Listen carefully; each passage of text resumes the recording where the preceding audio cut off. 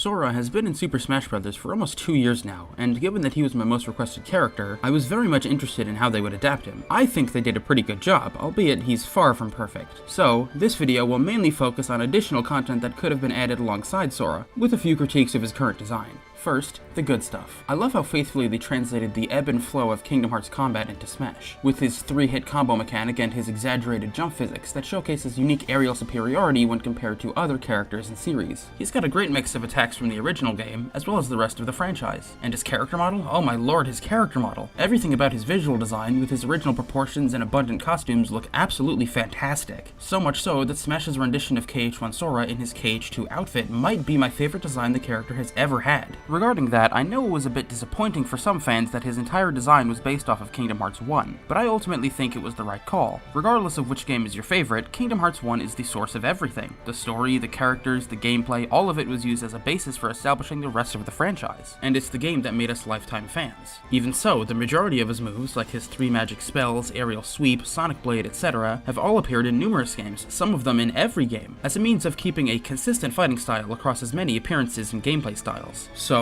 in a way, the decision to base his moveset off of those old but familiar techniques makes him an exceptional representative of his entire franchise's history. And a lot of those moves are really fun to use. Fire, Blizzard, and Thunder provide insane amounts of utility in zoning, combos, and even mobility mix-ups. The decision to let him use Sonic Blade after Aerial Sweep, a fairly large creative liberty, allows him to have an incredibly versatile recovery, fitting for someone literally named after the sky. It also gives me, as someone who also mains Cloud and Incineroar, a fantastic change of pace when I play him. Overall, I'm incredibly content with his moveset. However, I do have a few nitpicks, starting with his voice. Sora is one of the many characters in Smash to not have new voice clips recorded for his inclusion, instead recycling voice clips from another game, specifically Dream Drop Distance. This whole voice debacle is more interesting than it first sounds, as he's in the interesting situation of, essentially, growing up together alongside his voice actor as the franchise went on, with him sounding like a young child in the first game, a teenager in the second, and an adult in the third. So, for a composite voice, Dream Drop Distance works fine enough. He sounds young enough to be an older kid, while old enough to be a young adult, which, considering how it has to apply to 4 separate costumes, is really the best you can hope for. However, I think that they could have done more with this. If they were going to reuse voice clips from the get-go, it would have been interesting to have each alt use the voice from their respective games. But since Smash and Kingdom Hearts are Japanese games and Sora's Japanese voice hasn't changed, they kind of had to stick with one voice in all languages for the sake of simplicity. However, when considering the English side of things, I would have personally picked his Kingdom Hearts 2 battle quotes. It's the best sweet spot in terms of representing his original design, like it does in Rechain of Memories, and fits all the way up to KH3, as, within the universe of the game, Sora is only marginally older than he is in 2. In all honesty, this could just be bias on my part, as one of my favorite things about Kingdom Hearts 2 is that Sora is a year older in universe while sounding older in game. It's a great convergence of the game's universe with the real-world release of KH2. Speaking of voice clips, I want to look at his Player 5 costume, his Timeless River design. I think this is a fantastic reference. It's a great way of showcasing Disney through an alt in a more general way than picking, for instance, his Halloween Town costume, which may have come off as putting too much emphasis on a specific Disney property, despite how much I'd love to see it. However, I do have one minor problem with this alt. Timeless River is, if you couldn't tell, based off of the old-timey Disney cartoons created back in the 1920s and 30s, and the game really commits to this aesthetic. The entire world is rendered in black and white, all of the characters use their old proportions, and Sora even reverts to his KH1 outfit as a means of throwing back to the past. However, one of the most striking things about the world is how all of the sound, from the voices to the music to the Keyblade strikes, all have a slight muffle to them, like they're being played off an old film reel.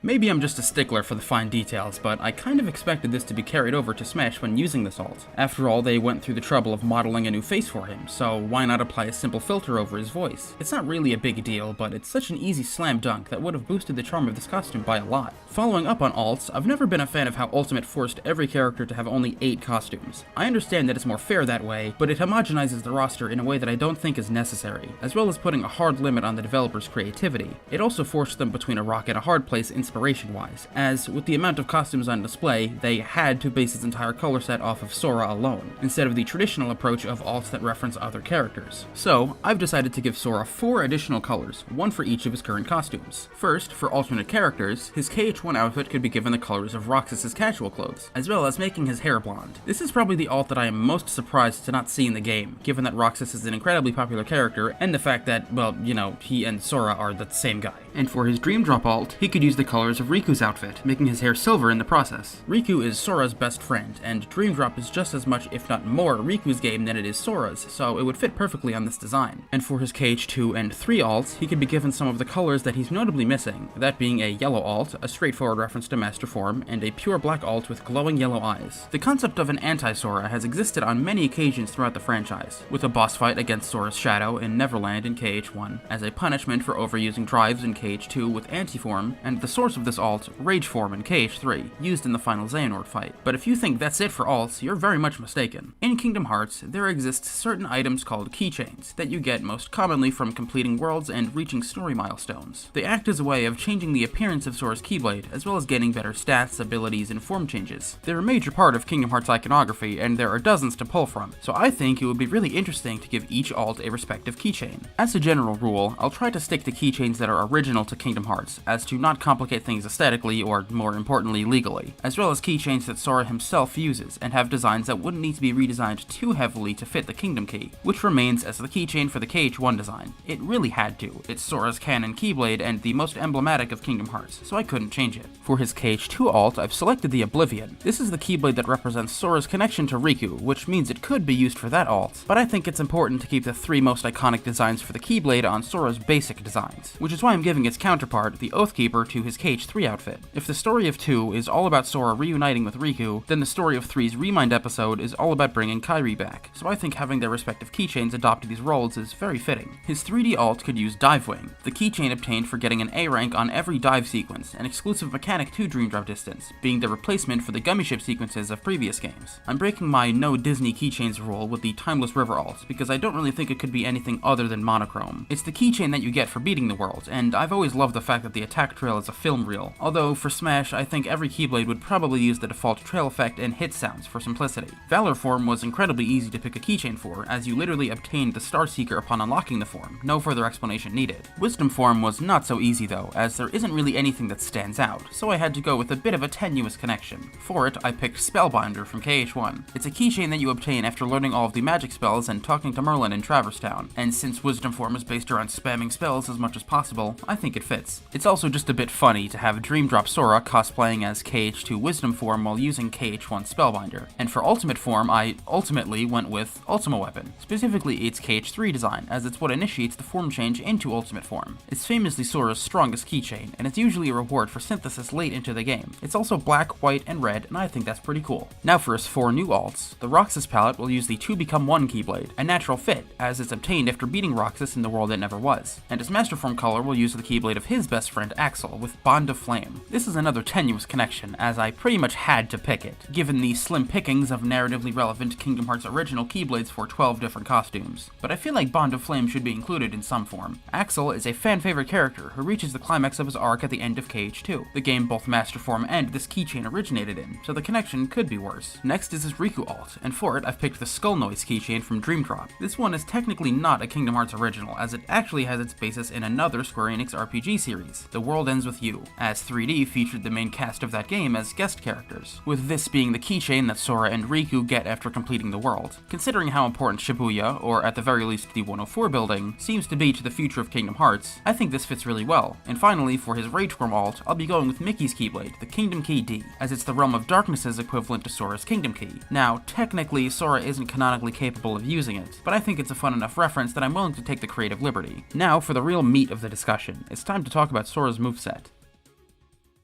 As previously stated, I'm generally content with the moves that they decided to pick for Sora. He's the kind of character with so much source material that it's essentially impossible to include everything you'd want on him, so sticking with the basics was the best way of condensing the plethora of options in a way that feels uniquely Sora. However, there is one move that I'd really like to see. One subtle thing about Sora that I've always liked is that, whether intentional or not, all of his smash attacks are combo finishers. Forward smash is his default combo finisher from 1, down smash is finishing leap from 2, and up smash seems to be based on magic flash from 3. It's a perfectly valid valid choice for the role, and in a way I think it's funny that the infamously terrible move made its way onto his Smash moveset. But I can't help but think that the KH1 ability Ripple Drive would have been a much cooler inclusion. Like most of Sora's moveset, Ripple Drive is not exclusive to 1. In fact, it's appeared in all of the numbered games, first as a level up ability, and then as a default finisher of Limit Form in 2 and Second Form in 3. Functionally, it would work the exact same as Magic Flash. Sora thrusts his Keyblade upwards and creates a checkerboard patterned orb of energy above him, with a sweet spot on the tip of the blade and a sour spot on the bubble. I've always thought that this move looked awesome, and I was a bit disappointed that it was passed up on, as I fully expected it to be added given how prevalent it is in the games. So I'd love to see it be added to his kit in the future. Next, I want to look at his back and up air, as well as his up special, as they all share the same problem. All of these are kill moves, but none of them are animated like they are, and their sound design don't allude to that either. So, I'd like to see the animation of his back air be given a bit more oomph, as well as improving the sound design of up air and up B to better fit their roles. Next is down special. I've been thinking about this move for years, and I still have no idea what the developers were intending by making this move deflect projectiles instead of reflecting them. The closest example I can think of as to why it might work like this is that in the final Xemnas fight in KH2, guarding his lasers has them pass through you instead of reflecting them. But if that really is the reason, that is so insanely specific and is not how guarding a projectile works the other 95% of the time. In reality, as more counters have been added to the game throughout the years, the developers have tried really hard to make each counter feel unique, and this is an example of that. Some of their efforts have yielded excellent results, see Incineroar's Revenge, but for the most part, they're still fairly homogeneous. This one goes off on its own but can be broken. This one's on his belly and reflects projectiles, and this one staggers the opponent and deflects projectiles. They're all unique, but at the end of the day, they still do the same thing. So, while I appreciate them trying to do something new here, I still want this move to have that functionality. In fact, it could do both, having it normally reflect projectiles upon impact, but holding back will have it pass through Sora instead.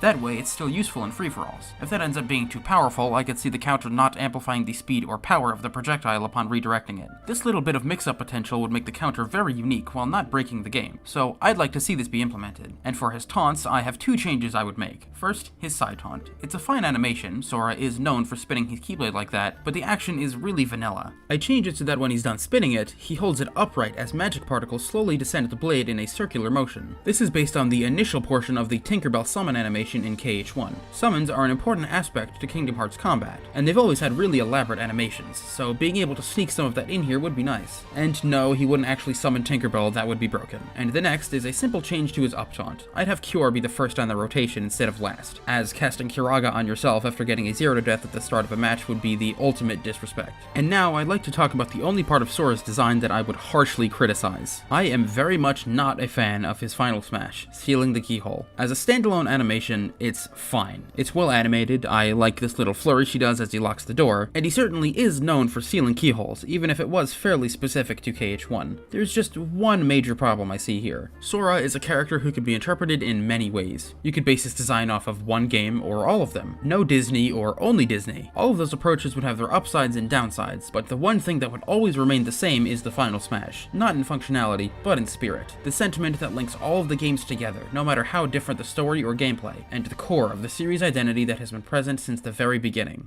I don't need a weapon. My friends are my power. Is it cheesy? Of course. Is it an overdone trope in media? Absolutely. But it's true. Sora's power comes from his friends, and is the single most important thing about him that is currently unrepresented. If Sora is to do anything worthy of being called a final smash, he can't do it alone. So, this is what I've come up with. An innovative attack called Guardians of Light. Upon activation, Sora yells out, "Give me strength!" as his Keyblade gets enveloped in light while slashing forward. Anyone hit by the slash will be put into a cinematic where they land on Sora's Station of Awakening. While the target is dazed, the Guardians of Light jump into action and begin their assault. Axel uses his chakrams to create a ring of fire around the opponent, while Ventus, from atop an ice skate created by Aqua, flares it into a tornado with a barrage of Aeroga spells. Roxas and Xion then simultaneously perform their limit breaks, setting up for Terra to release an Ultima Cannon from his Keyblade, knocking the opponents out of the flaming vortex and into the air. Holding on them for a moment, the camera then zooms down to the ground to reveal Sora, now with Riku and Kairi by his side. A crown symbol then appears beneath their feet as Riku and Kairi funnel their energy into him, before Sora raises his Keyblade to the sky and unleashes a spiraling beam of light, piercing through the enemy and launching them away as the cinematic ends. This move is pretty much everything I'd want out of a final smash for Sora, and I think it's a much better attack than him locking you behind a door and then blowing it up. And it may sound like an elaborate animation, but it would be paced pretty much the exact same as Shulk's. Initiating slash, party members attack, final hit, opponents get launched. And to end off his current moveset, I'd like to make a few changes to his victory screens, but not to the animations themselves. I think they're great. I really only have a problem with the victory theme and series icon. First, the series icon. I get why they went with the crown symbol. It's a really popular emblem from the franchise, and it's very much tied to Sora, with it being his necklace, as well as it filling the empty space on the teeth of his Keyblade. But that's the problem. It's a bit too tied to Sora, and it doesn't do a great job of representing the entire franchise. It's like if they represented all of Super Mario with Mario's hat. It's fine, but a bit too specific. So, what else could it be? Well, I don't know, maybe a heart? You know, a thing that's relevant to the entire franchise, as well as being in the game's name? Better yet, keep the crown and put it on top of the heart, like it is in every logo of every Kingdom Hearts game. Seriously, why would they not go with this? It was right there. I have no idea. And lastly, his victory theme, which is another case of fine if a little specific. Hand in Hand is a really iconic track, but I would have had it be based on Dearly Beloved, probably the most iconic song from the entire series, appearing on every game's title screen. I also think it would be great if, instead of transitioning to the generic results music, it played the full song with the ocean waves from the original PS2 game. Here's a little mock-up I made using the startup jingle from Melody of Memory.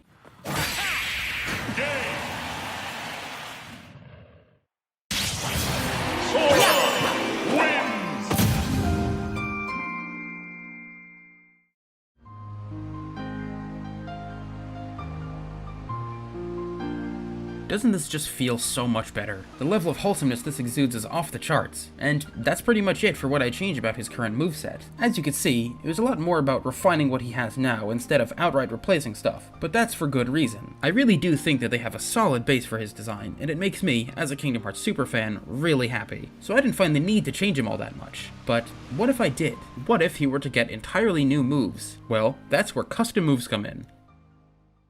For those unaware, custom moves were a mechanic in Smash 4 that allowed the characters of the base game to change their specials to different moves entirely, allowing the players to customize their loadout to whatever suited their playstyle. The problem is that most of them sucked. Because of the game's roster size and the insistence on having 2 variations per special move on every character, it led to the majority of the roster getting incredibly simplistic and uninteresting variations, usually boiling down to fast but weak and slow but strong. It was a massive waste of potential that only a few characters, mainly Palutena and Mega Man, ever made good use of. But it is a good idea on paper, and it left me wondering, if Sora was in Smash 4 and was given the care that those lucky few had, what would his custom moves look like? First, I'll only be giving him 1 new move per special, as it allows those variations to be more fleshed out than what if he had Big Fireball. I'll also be making the customs similar in concept to his original moves, as to not diverge his design too much from what was intended. That means that he'll still have a rotating list of magic, a straightforward burst of movement, a Keyblade flurry that sends him upwards, and a variation of the counterattack. So, what exactly do you give Sora for a variation of Fire, Blizzard, and Thunder? Well, remember how I said that a lot of people were disappointed that Sora's design was mostly based off of Kingdom Hearts 1? I think this would be a great opportunity to get the other games in on the action by having his custom neutral special be Fire, Blizzard, and Thunder, specifically as they appear in Kingdom Hearts 2, with the name of the attack now fittingly called Magic 2. Starting with the most interesting change, KH2's variation of Firaga is very different from every other appearance it had before or since, going from a long-range spammable projectile to an area of effect attack around Sora. So, pressing B will have Sora create a shockwave of fire around himself, similar to Pyra's Flame Nova. It can't be charged or spammed, and only deals moderate knockback when the animation is completed, but it has a very special property. Kingdom Hearts 2 introduced the ability to integrate magic into Keyblade combat by tying it to the same multi-hitting combo structure that normal attacks have, allowing you to confirm in and out of it with anything. Since fire is an AoE attack, it was designed specifically to show off the possibilities this new combo structure had in combat. One such example is using upper slash in the early game and finishing leap in the late game to start an aerial combo from a grounded state. Being able to cancel Firaga into a down smash might be a bit much, so instead I could see it with the property of being jump cancelable on hit, allowing you to follow up after it with whatever you like. For a few examples, you could cancel into a neutral or forward air for some solid damage, or an up air to start a juggle at early percents, and at mid percents you could cancel it into an instant double jump up air into an up B, for an easy kill confirm on a platform. The amount of knockback Firaga has at high percents would be too much to be able to let you combo off of it, but at worst it's a persistent AoE attack that can reliably get opponents off of you, so it never becomes useless. Next is Thunder. Thunder was changed in KH2 from the AoE attack it was in the first game to a single strike ahead of Sora. So, his new version of Thundaga has him shoot down a single larger bolt of lightning in front of him instead of 3. It comes out a lot faster than the default Thundaga, and it's a reliable tool to rack up damage, but it takes a major hit in the kill power department. That is, unless you land its sweet spot, at the point where the bolt meets the ground, and and creates a small shockwave. There, the knockback will send the opponent directly upwards, again for an easy follow-up at early percents, and a potent kill off the top at later percents, at the cost of being a lot more specific to land. And finally, Blizzaga is now Sora's mid-range spammable projectile, having him cock his arm back to release a large shard of ice ahead of him like a shotgun. This move can be used up to 3 times, where the final hit gets an increase in size and damage, and can even pass through opponents to hit people behind them, making it every casual player's favorite move in a free-for-all. Because of its wider range and spammable nature, it no longer freezes opponents, but if you land the 3rd hit, it does have some kill potential. If you'll notice, a common trend with these spells compared to their original incarnations is that they are generally weaker zoning tools, but are much better for starting combos and creating kill confirms, fitting for KH2's heavier focus on its energetic and flashy combat system. Next is the side special. Sonic Blade's insane amount of mobility mix-ups made it a bit difficult to find an adequate variation of, but I think I found something just as useful while plenty unique in its own right. His new custom side special is an ability he gains access to at the beginning of KH3,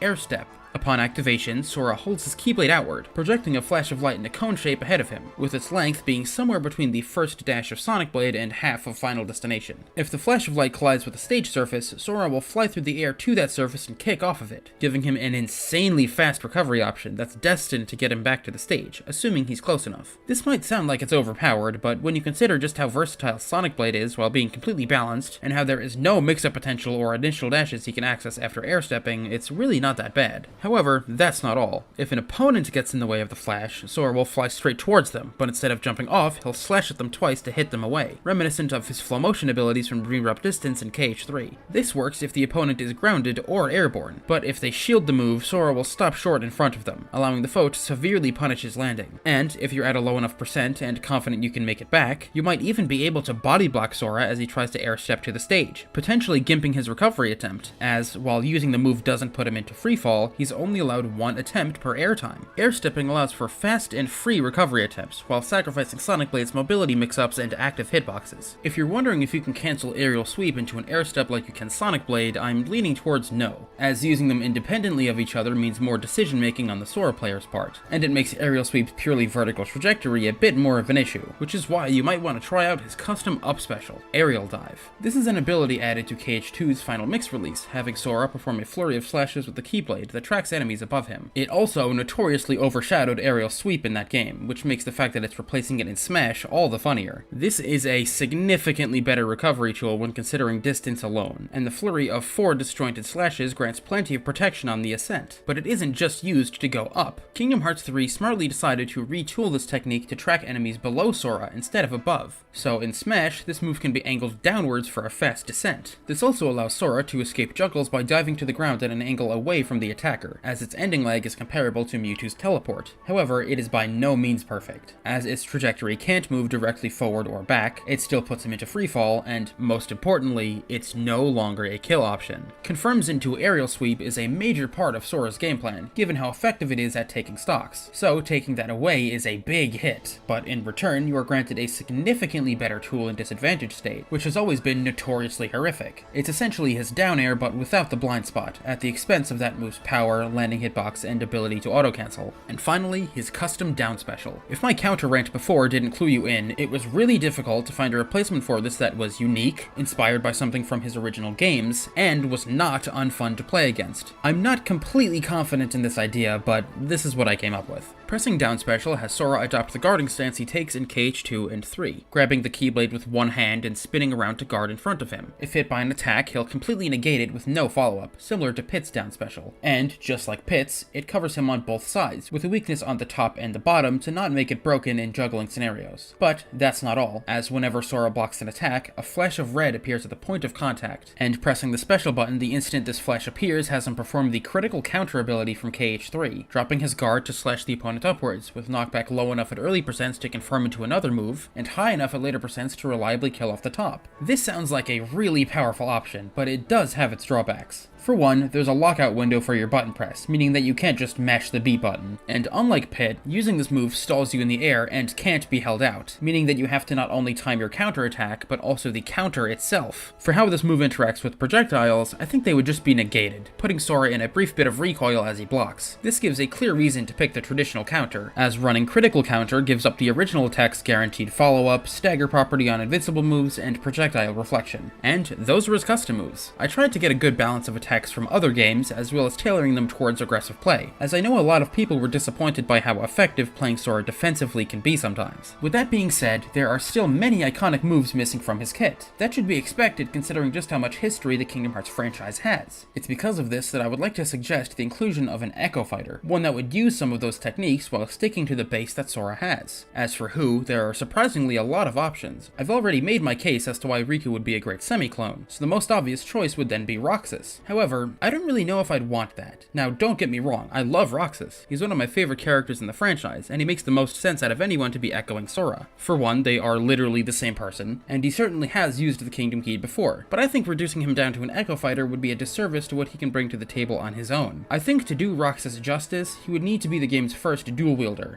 as well as making his specials utilize the attacks from his boss fight, all of which are outside the realm of possibility for Echo Fighters, which were created specifically to be easy to develop. So, I have someone else in mind, someone who has been under the radar of the masses, forgotten, if you will, and I think she's perfect for this role.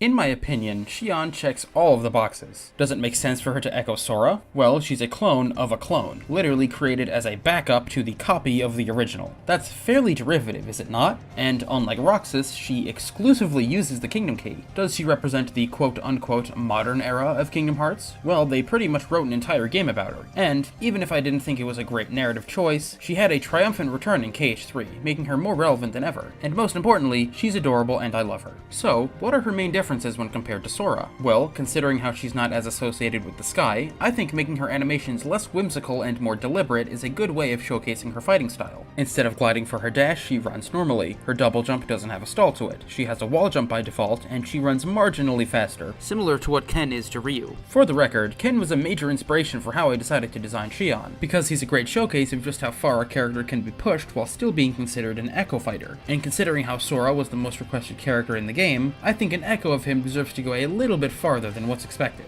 It's because of this that I'll be giving her a lot of entirely unique moves, seen mostly in her specials, outside of Up Special, that one stays the same. First, the neutral special, which would again be variations of the classic 3 spells. In Xian's original game, 358 Days Over 2, magic tiers were very unique, as they didn't just increase the damage and size of the attack, but gave them entirely new mechanics. Firaga, for instance, was an arcing projectile spawned from the tip of the Keyblade that homes in on the opponent. In Smash, this would work like a faster but weaker version of Simon's axe throw, with the ability to hold in or out as the projectile is generated to alter its flight path, loosely invoking the spirit of the lock-on mechanic. This is more so a projectile designed for running behind, rather than to compete in zoning wars, as she's actionable after the projectile is thrown and before it hits the opponent, with the move taking a hit in the damage department. Thundaga has Xian summon a massive bolt of lightning in front of her, with a sweet spot at the thundercloud that spikes opponents hit by it. It's basically a disjointed version of Pikachu's thunder, but significantly less powerful to compensate for how overpowered that would be. And Blizzaga has her thrust the Keyblade into the air to generate a small ice shard that pulls opponents in, before it explodes into a massive crystal of ice. This is a potent anti-air, supplying a good disjoint that's very powerful at the point of the explosion, as it's somewhat meant to compensate for her comparatively meager up smash, a move where she erupts a light pillar like Palutena, topped with her symbol from her data fight in KH3. While it may look flashy, the strongest part of the move is at the tip of the attack, on her symbol, making it a bit finicky to land. Next is her side special, another move taken from her data fight. In KH3, she's capable of throwing her Keyblade at you, which is eerily similar to Strike Raid, one of Sora's most iconic limits that didn't make the cut. So, upon activation, Xian will throw her Keyblade outwards, in a similar manner to Pyra's Blazing End. Unlike Pyra, her feet are rooted to the ground, and it only makes one full rotation before returning to her hands. While it's out, it will eat through smaller projectiles, and she can make it return early by pressing the special button. Considering that her neutral special is more for setting up kill confirms, Strike Raid is her traditional projectile. And for her down special, it would have both a tap and hold variation. The tap version will be the move Ars Arcanum. Ars is probably the most iconic Sora technique that isn't in his moveset, and Xian is very much known for her Keyblade flurries, so I think this makes a lot of sense to have on her kit. Upon tapping down special, Xian's Keyblade will glow a bright yellow light, as she violently swings it ahead of herself several times. It's a decently powerful attack, but has noticeable startup and end lag, similar to Falcon Kick. When the input is held, she'll perform the flurry as normal, but will add in additional hits, ending with an explosion of light beams all around her, based on her Black Hole ability from 358. This is a much more potent attack, but has frame data that is quite a bit worse, comparable to Octoslash, so make sure to use it carefully. When used in the air, she will travel in a horizontally down direction, making it useful for recovery, but while the tap version wouldn't put her into freefall, the hold version would, so again, make sure you use it carefully. And of course, she would have her own final smash, fittingly titled Final Form Xion. On use, Xion will equip the armor from her boss fight, growing to a colossal size behind the stage. From this point, she crosses her two swords as a reticle appears on the screen, and pressing the special button will have her thrust the blades forward, summoning a giant pillar of light that stuns the opponent, where she then slashes at them twice, brings her swords together, and slices down at them with immense force, launching them away or instantly screen KOing them at high percents. Xion then reverts to her normal size, and the fight continues as normal. Also, no, I am not concerned that Sora can use his final smash to have Xion attack herself. This is Smash Brothers. There can be 8 of the same character on the screen at once. For Xion's costumes, her default will of course be her organization coat, and her alt will change her hair to the color of other organization members. First will be 2 based on her best friends, Roxas and Axel, making her hair blonde and red respectively, and the third alt will turn her hair blue, referencing Saix, the character who is essentially the antagonist of 358. And for her other 4 colors, she could have an alternate costume, based on her casual clothes from KH3, with their alts changing the color of her hair as well as her clothes. There's the default design, a white and purple design with red hair, based on Kairi, a pure white design with bright yellow hair, referencing Naminé, and her final design gives her the colors of Ventus. Sounds like an odd choice, but I really wanted her to have more color variety, and Ven's outfit is vaguely green. Plus there's that scene in Days where Xigbar sees Xion as Ventus in Wonderland, so they do have a connection. And for some extra flourishes, she could have a taunt where she holds a seashell close to her chest, a victory screen where she sits down to eat a bar of sea salt ice cream, and a boxing ring title that's based on her rank in the organization, number 14. And while I'm talking about this, Sora's title, chosen by the Keyblade, makes sense, but is so painfully generic. They could go the meme route and make it Junior Hero, referencing the nickname Phil gave him in Olympus, but I think it should instead be the one who will open the door, taken from the opening dive to the heart sequence from KH1, which itself got somewhat of a payoff at the end of KH2.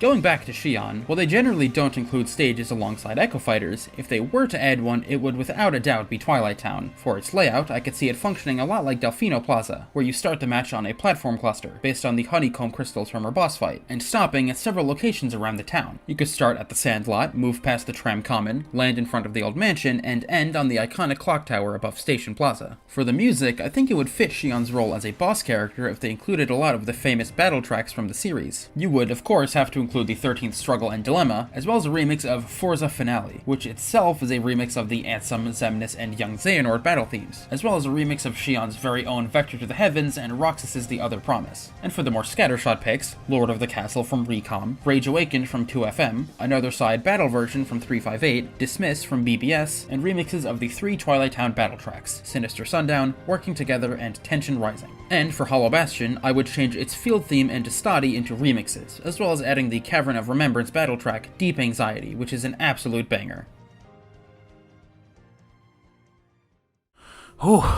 You do not understand just how good it feels to finally have this video completed. If you can believe it, this is actually the 4th draft of this script that I've written over the last 2 years. Kingdom Hearts is a series that is incredibly special to me, so I've always had ideas as to what it could do better in Smash, but I've always lacked the motivation to fully commit to presenting them. Maybe I just thought that the ideas were underdeveloped at the time and that I couldn't do such a big project justice, but I still wanted to talk about the series on my channel, which is what eventually inspired the creation of the game ranking and Riku and Smash videos, which in and of themselves also became massive projects. Don't let the length of that latter video fool you. Smash content is really hard to make. In a way, I think it's a good thing that I waited so long to make this specific video, as, to put it bluntly, my ideas were underdeveloped in the first several drafts, and a lot of what I've said here, the 4 additional alts, Xion's potential as an Echo Fighter, and half of the custom moves that I chose, came to me after I wrote those first 3 scripts. My early drafts had Zantetsuken as a side special and Counter Guard as a down special, but their functionalities weren't interesting enough and felt a lot more like trying to fit an animation over the original concept, rather than making a new and mechanically unique move. I also fully intended the Oathkeeper's Light Guard ability from KH3 to be the custom down special for this video, but I thought that Critical Counter would be more interesting midway through scripting, so I included that instead. Even now I still have some ideas that I want to include, but I did what I wanted to do, and as far as I'm concerned, this video is done. And to a larger extent, so is the string of Smash Brothers videos on my channel. It's not that I don't have fun making this kind of content, but it really is a lot of work, and I've been thinking for a while about returning to my roots in terms of what topics I want to cover, or even something entirely new. To anyone who may be disappointed by that, sorry, but I've never made videos for an audience. I make them because they're fun, and it really was fun while it lasted. It's funny how I expressed my hesitations to make Smash Bros. Content in my Riku video, only to dedicate the next 4 videos to it, and I'm not saying that it will be gone forever. I don't plan out projects ahead of time, so for all I know, this could all age horribly. Regardless, this video is finally over, and personally, I couldn't be happier that it is. No offense to it, but it was just a real pain to make. So yeah,